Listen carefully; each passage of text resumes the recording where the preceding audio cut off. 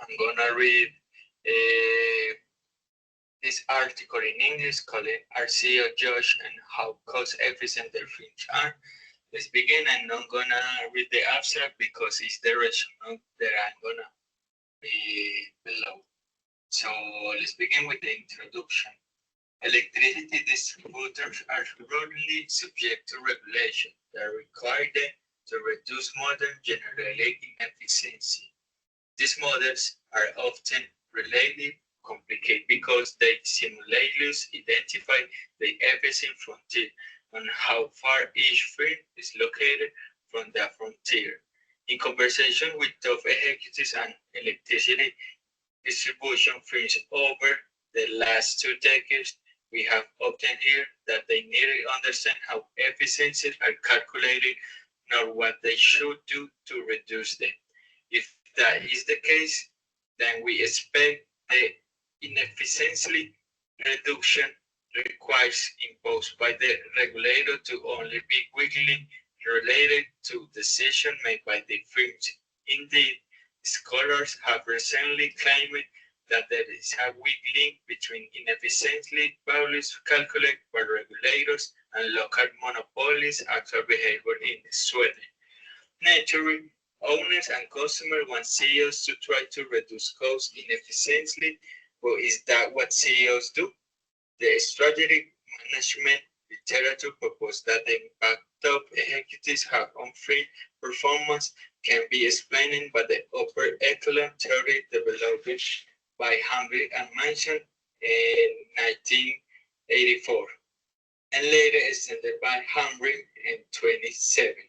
This theory predicts that CEOs and other executive decisions impact the behavior or outcome of their organization.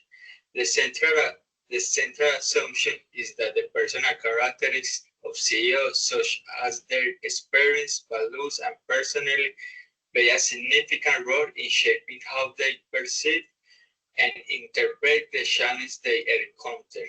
To the best of our knowledge, the open echelon theory has never been used to deepen the understanding of how CEOs respond to cost-reducing demands imposed by regulated agencies or more generally how executives or regulated monopolies behave in response to external economic conditions.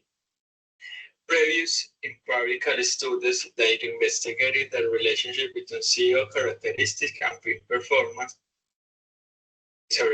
have focused on previously listed firms and relate on returns on assets as a performance measure. There is a sizable literature with this focus. Typical findings are that CEOs have meaningful impact on field performance. That's the one. Second, the effect at increase over time. And three, CEOs' impact depends on the context in which the firms operate. Two students have used international datasets, including data representing Sweden's firms. This study, which was conducted by Crossland and Henry in 2011, was based on Forbes 2,000 firms on 15 countries. They found that CEO's behavior and manager discretion in Sweden were around the sample average. The second, by Quali L. 2022, showed a greater CEO effect for private of firms compared to publicly owned ones. In Sweden, even though of a lack of managerial capability of thought to be an important reason why firms are economically inefficient. No resource exists that investigates the CEO effects in this context. Argued that the main reason for this absence of resource is a lack of useful data. But as we show, relevant data is available in standard business databases. Another novelty of this paper is that it uses a performance variable based on firm-specific cost scores that are calculated using data envelopment analysis. All other empirical studies we have identified use return on assets as a performance measure. The advantage of TEA over a standardized financial radio is that TEA explicitly acknowledge the relevant inputs and outputs, whereas financial KPIs are ignorant about that. That reduces the noise in the data generation efficiency scores and consequently make it more suitable as a performance measure. An additional advantage of data is the many monopoly regulators use it, which makes an acceptable approach among the relevant stakeholders. Another unique feature of our approach is that similar to Crossland and Amber in 2011. We use a multi-level model to the nested structure of the data. Moreover, we adopted the data generation process suggested by Banker et al. 2019, which consisted of a two-component error model that includes both a one-side inefficiently term and a two-side error term.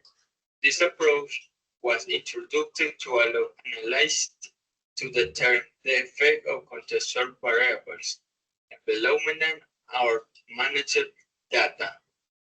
On efficiently score, our results show that CEO effects explain 50% of the variation in inefficiency. Depending on a model assumption, this is similar to what is found in studies that investigate financial performance. Those that use the return access as outcome variable, for example, found that CEO effects was 10% in Sweden when considering only firms from the Forbes Global 200 list and Quality Air 2022. One that effect found that the effect for Swedish firms was 70% for policy owner firms and 24% for privately owned firms. Our results clearly show the CEO of electricity distributor in Sweden can impact their firm's economic performance. Thus, we confirm the general belief that managerial decisions can influence the level of firm-specific inefficiency. In addition to measuring the CEO effect, we also investigate wherever forced resignation related to voluntary resignation reduce efficiently. The motivation for this analysis is to provide knowledge about whatever firms can improve their efficiency by replacing an underperforming CEO. To improve efficiency by forcing the CEO to resign, the board needs to find a superior success. Further, the board must have correctly identified that it is the CEO who is responsible for the poor performance. Our mind identification strategy to estimate the effect of forced resignation follows. And we focus on firms that change CEOs. The evaluation compares the outcome of forced resignation against voluntary resignation using a synthetic difference in difference approach. This new approach introduced by is similar to the classical difference in difference framework for relax the parallel trend assumption through the introduction of synthetic control weights. The results show a significant improvement of the data efficiently score when focusing on operational expenditures. However, no significant effects is visible when total cost is used. This is expected. The operational costs are relatively easy to influence in the short run, whereas capital costs can take decades to massively change the electricity distribution sector. We ally with the upper echelon theory, recognizing the opportunity to uncover more nuanced relationship between CEO characteristics such as education, pro-labor, market experience, and professional achievement, and firm performance. The remainder of the paper is structured as follows. Section 2 provides that the background develops the testable hypothesis. Section 3 and 4 describe the data and methodology respectively. Section 5 present the analysis including the calculation of efficiency, scores, and examination of CEO influence on inefficiency. Section 6 compares the effects of replacing a CEO who departs involuntarily with those who left voluntarily. Section 7 concludes. Let's begin with 2 background. When the empirical literature starts to pay attention to how CEOs affect firms' performance, model typically incorporated CEOs as fixed effects. This modeling approach captures the CEO between effects but is unable to reveal the within effects. The within effects are considerably more difficult to quantify since they require access to how the board reacted to variation in firm performance. Introduction: the board gave to the CEO at different points in time, because that information is almost always uncertain. The best an empirist can normally do is to measure the between effect, but acknowledge that is a conservative measure. A common finding is the literature is that CEOs has meaningful impact on firm performance. However, the impact of the CEO tends to be a function of the environment where the firms operate. Found that CEO had a much greater impact on firm performance in the US than in Japan. A greater CEO effect in the US was attributed to cultural difference that impact performance via managerial discretion. Sweden ranked my level in managerial discretion among the 50 countries studied, with the United States at the top and Japan at the bottom. The CEO effect in Sweden was moderately strong, approximately 10%, focused only on Sweden and investigated the difference between private and public owner firms. The results showed a larger CEO effects for privately owned firms, even though CEO of publicly owned firms took higher risks. Thus, 3 findings are the main relevant. First, the theoretical prediction according to upper echelon theory. The CEO background characteristic influences firm performance. Second, previous empirical studies based on data electricity distribution firms have shown that inefficiency can be partially attributed to shortcomings in managerial capabilities. Third, have demonstrated that there is a significant CEO effect in Sweden due to managerial discretion across industries. This leads to our first hypothesis. Hypothesis number 1. CEOs have an effect on the performance of electricity distributors in Sweden. It is important to note that a higher or lower CEO effect does not imply that CEOs are inherently better or worse in given setting. Therefore, we're taking the analysis one step forward and aim to investigate the effect and forced resignation of CEOs. While removing poorly performing managers is crucial for improving organizational efficiency, it is equally important for the board to identify and appoint a superior replacement. Additionally, the board must accurately assess whether the CEO is indeed responsible for the poor performance.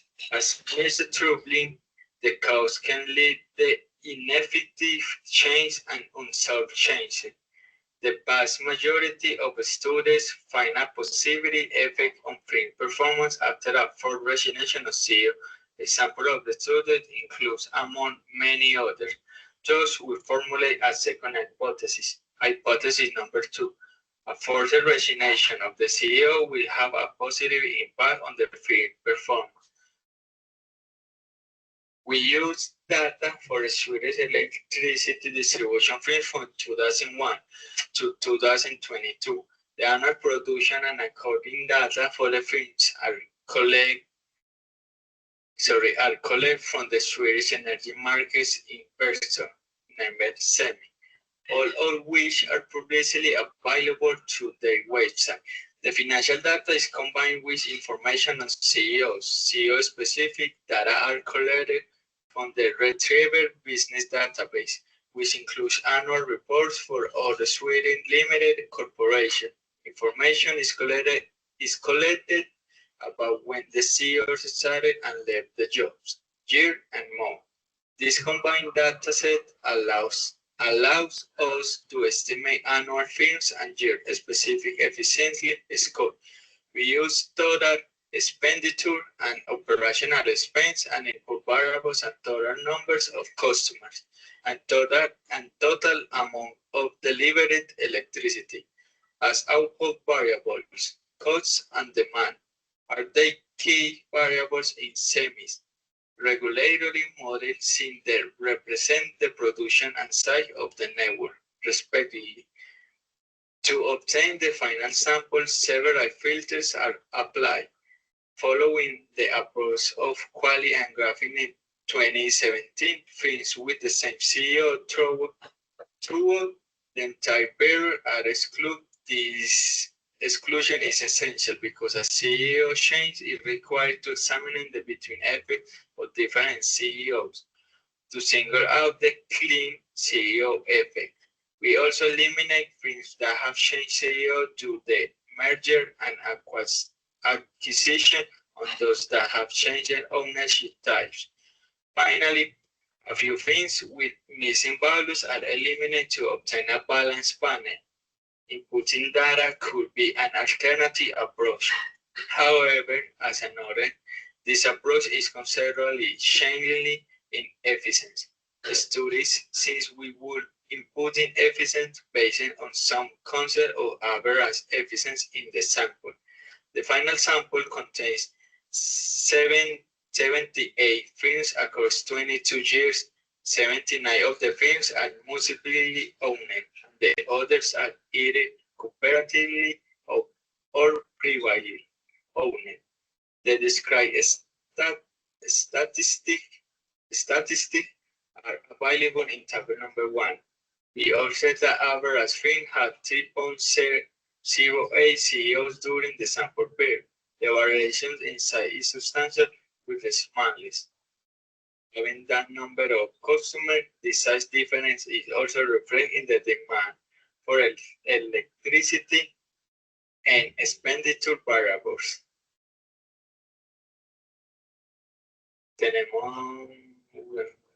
We have the number 4. Model set up to estimate the CO effects using efficiency score. 4.1. Efficiency score. In the first step, we implement ADEA, which is an approach commonly used by regulators, including the Swedish Energy Markets Inspectorate, for measuring the efficiency of electricity firms. ADEA is a non-parametric method using a linear programming produced to construct an envelopment frontier based on a given database. The primary, here we have the table number 1. And just of minor motivation why semi-use is to regulate lies in non-parametric treatment of the frontier of the offer flexibility without assuming any specific function form for the cost function. The disadvantage of DEA is that it is deterministic. However, to investigate the CO between effect, to include noise in the econometric modeling by following the data generating process proposed by Banker and Natajaran in 28 and Banker in 2019. As described in section 3.2, we define the setting by considering n frames is characterized by the input and output variables described in the previous subsection. Let the input variables be represented as and the output variable be represented by y and the input yx, where x and y are non-negative. We estimate technically efficiently by using the constant return to a scale. The specification developed by the names and the variables returns to a scale specification proposed by Banker in 1984. CRS is what are currently used by SEMI to regulate fins even though it assumes that all fins operate at the optimal scale. The motivation behind this choice is that its larger fins benefit from increasing returns to scale. Then electricity distributors should be incentivizing to merge. BRS relax this assumption, which makes it easier for smaller fins to also impact the efficiency score. We observe a large variation in the size of the fins, as observed is the descriptive statistic in table number 1. Therefore, we assume that CEOs can more easily impact efficiently values when assumed a BRS specification since size to the assumption of increasing returns to scale. It's not as important when calculating efficiency score under a CEO's specification. Size is more important, consequently, the fringe effect is larger. The technical efficiency beta is estimated by using the approach proposed by Banker and implemented by Banker. We use a cross-sectional production model for EG based on the following maximization problem. We have here the maximization problem, where beta is the efficiency score of the fin, while the I model based on CS equivalent by excludes conditional. Let be the consistent estimator of beta obtained by analyzing data on the input-output variable.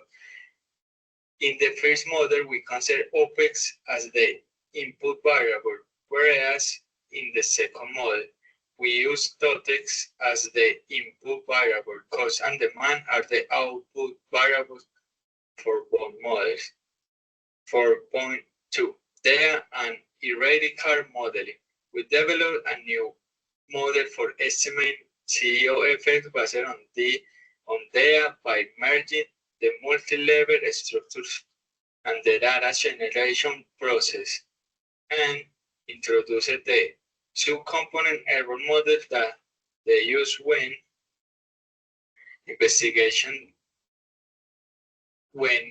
they use investigation effects on contextual variables on efficiency score. This data generating process corresponds to the stochastic frontier framework, where the first component consists on one side inefficiency term and the second component on two side error term. We illustrate the general linear missing model as follows, where beta is a vector containing the logarithm of the data periodicity estimator. C denotes the designation matrix on order for the physics effects. W represents the design matrix of order for the random effects, and U and I are vectors containing the error term. The model is in EQ number 1. It's a general two-stage data linear mixed model wherein in the contextual variables W and C can contain bound qualities. and quantitative data. In our empirical research or quantifying the CO effects, the physics that C is not present and W U contains two random effects, the random interference and CO levels. Thus, we define the following model, where the symbols is the logo, like we see, which denotes the technical inefficiency for an individual inference during the tenure of the CEO. In equation number 2, in the outcome variable randomly around the CEO level, we here, I'm not gonna read this, is the explication of the some equation that they're modeling in this article.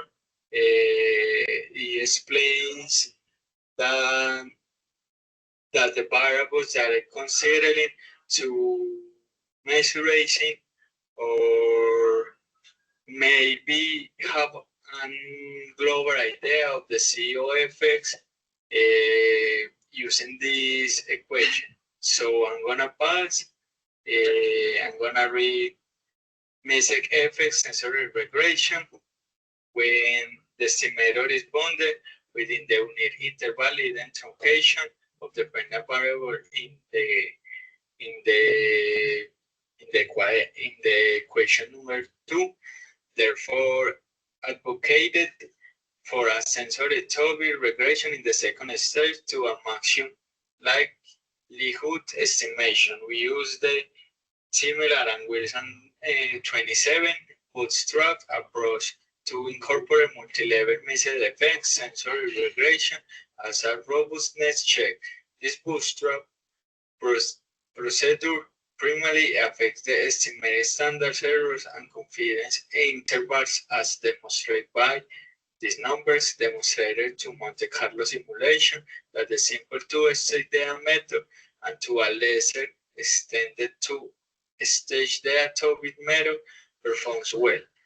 The dependent variable is the data estimate efficiency score, or independent variables includes categorical variable for calendar year, for period effects, fin effects, like we see in equation number 4, and CO effects in equation number 3. The primary interest is to calculate the effect size, which accounts for the nested data structure of CEO observed over time. Within fins, we use the same two models expressed in equation number 5 and 6. For the linear model, for the conditional model in equation 5. We consider yearly CEO performance nested within fin, whereas the conditional model expressed in equation 6 includes year dummies. Effect sizes are once again calculated by dividing the variance explained by each level in model 2 by the total variance explained in model 1. Let's continue with 5 with the resource. 5.1 resource discussion describe statistics of the efficiency are provided in table number 2. The average efficiency score of topic using the BRS and CRS are lower than those of the TOTEX. The correlation matrix in table number 2 provides the correlation between the estimate cost efficiency levels obtained from the data models with BRS and CRS. The correlation between OPEX and TOTEX using both the BRS and CRS model specification are relatively high. As the result, however, the correlation between the CRS and BRS specification is significantly lower, which invalidates the assumption of CRS that are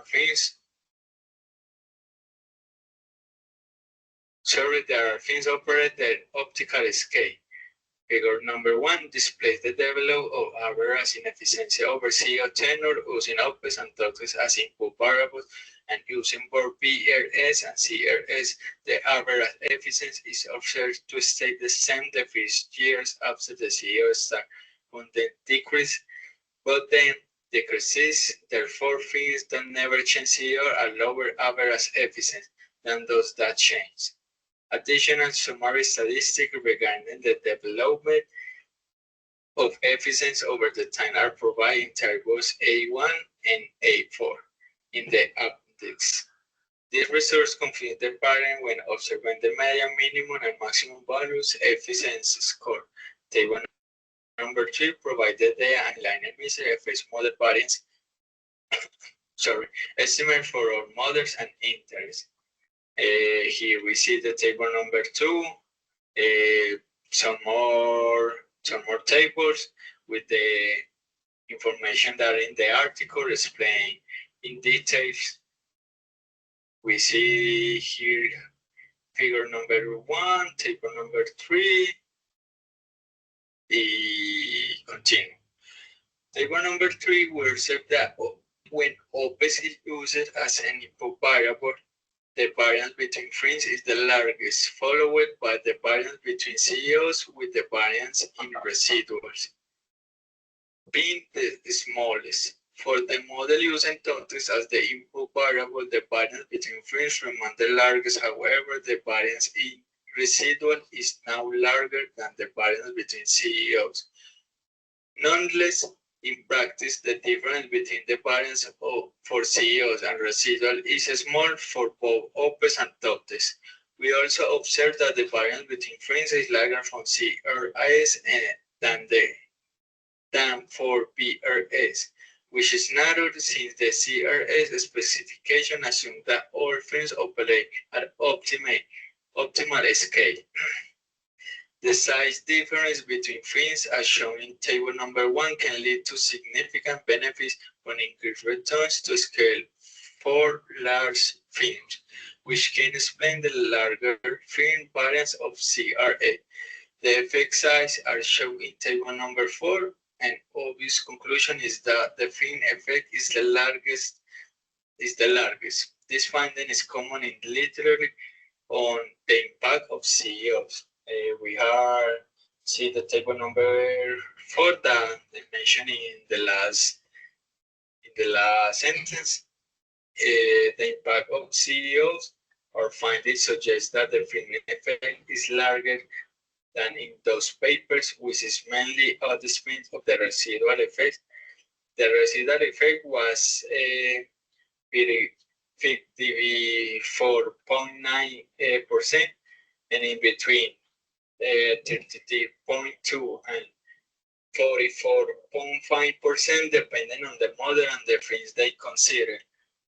The reason behind this difference is most likely that the measured performance using returns on assets and not efficiently scored. Returns on assets are much more volatile, which causes a larger residual effects. The CEO effect displayed in table number 1 is between 8.93 and 14.93%. These values are similar to what many authors find regarding the CEO effects in other industries using return on assets as the dependent variable. Found that the CEO effect was almost 10% in Sweden when considering only fringe from the Forbes Global 200 list. Found that the CEO effect was 17% for publicity only fringe and 24% for privately owned films in Sweden. The vast majority of the films in our sample are municipally owned, 66 out of 78. The CEO effect is larger for the PRS specification than for the CRS specification. Sorry. The reason for this is that efficiently scores are less dependent on the fringe size. Therefore, the CEO has a stronger influence than other factors. The CEO effect is also larger for OPEX than for TOTEX, which is natural since TOTEX includes long-run capital investment that are difficult for the CEO to influence in the short run. OPEX, on the other hand, is much easier to change during the typical CEO tenure. Offering our sample as an average of 3 CEOs over the 22 years covered by our sample. See table number 1 for details.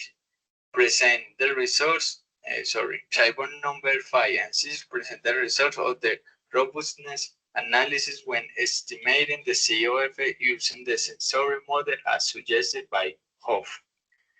Here we have table number 5 and table number 6.